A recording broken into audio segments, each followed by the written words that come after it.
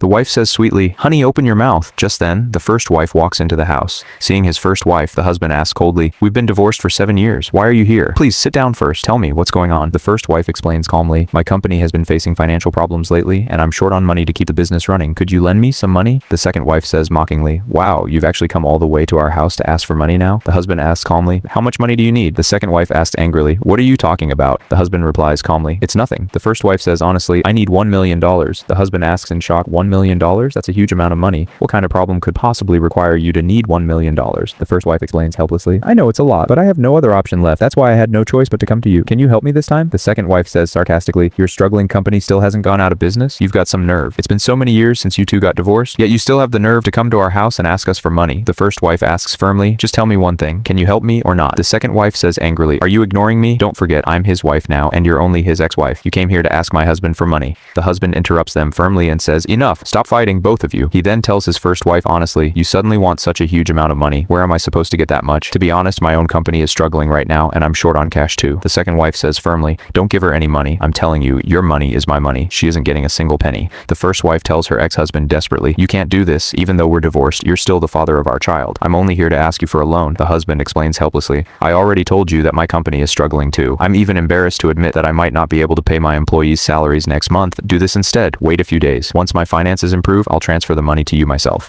The first wife says firmly, "Then let me make this clear. If you don't give me the money today, I'm not leaving." The second wife says mockingly, "Honey, she's being completely unreasonable. You made the right decision by leaving her." The husband says impatiently, "Enough. Don't say anything else." He then tells his first wife kindly, "Here, take these $200,000. I had this money set aside to pay my employees tomorrow, but you take it for now." The second wife says worriedly, "That's the employee's salary money. If you give it to her, what's going to happen to our company?" The husband replies calmly, "It's okay. I'll find a way to arrange the rest." The first wife says bitterly, "I never thought I'd come to you asking to borrow $1 million, only to have you brush me off with 200,000. I guess I thought much more highly of you than I should have." As the first wife gets up to leave, she looks at a bag and asks nostalgically, "Do you remember this bag? When we were struggling together, you gave it to me as a birthday present. None of these things mean anything to me anymore." The second wife stands up and says angrily, "Who do you think you are? You're talking as if he owes you this money." The husband says firmly, "Enough. You two are not going to fight again." Then the husband asks his second wife calmly, "By the way, do you remember that I transferred $2 million to you last month? My company is in serious trouble right now. If you could take that money out and lend it to me temporarily, I might be able to save the company." The second wife asks suspiciously, "Your company is so huge, so why are you asking me for money now?" The husband explains honestly, "The company really is in trouble. I didn't tell you before because I didn't want you to worry, but things have gotten so bad that I can't hide it from you anymore." Just then the secretary rushes in and says worriedly, "Boss, things are getting really bad. The employees are threatening to protest over their unpaid salaries." The boss replies firmly, "I understand. You can go." Then he picks up the money from the table and hands it over, saying urgently, "Please use this to pay the employees first. They're already making a huge scene and the situation is getting worse." The husband tells his second wife seriously, "You've seen the company's situation for yourself. I really need a large amount of money right now." The second wife asks nervously, "What money? What are you talking about?" The husband asks firmly, "Tell me the truth. Where did that money go?"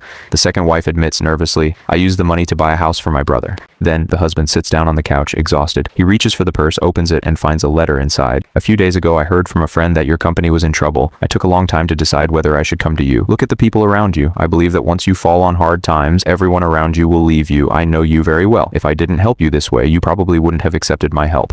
There are $1,800,000 in this card. This is the money you gave me when we got divorced. The password is the same. I hope you can get through this difficult time soon. I made many mistakes in the past too. Maybe your decision to leave me was right. Even though our marriage failed, you are still the father of my child and one of the most important people in my life. Our child says he misses his dad very much. If you ever have time, please come back and spend some time with him." After reading the letter, the husband runs to his first wife's office and asks desperately, "I've read your letter and seen the bank card, but my company desperately needs money right now. If you give me all your money, what will happen to your own company?" The first wife replies calmly, "My company is perfectly fine. I only pretended to be in trouble because I wanted to help you." Just then, the second wife walks in and asks angrily, "What are you doing in your first wife's office while I'm still your wife?" The husband turns to her and says furiously, "Be quiet. How dare you come into her company and talk like that? Today I finally realize how badly I messed up. Even after we separated, she still worries about me. And you've been wasting my money on your family." The husband tells his first wife sincerely, "My company was in serious trouble today. You helped me at exactly the right time, and I owe you a huge debt of gratitude." The first wife says warmly, "It's true that we're no longer together, but you're still the father of my child. If you ever face trouble, helping you will always make me happy." The second wife says angrily, "Stay in your place. Aren't you getting a little too carried away with your dreams?" The first wife says confidently, "I'm not afraid of you. If I wanted to, I could come back even today." If this story touched your heart, let us know what you would have done in the comments and subscribe for more heartwarming stories.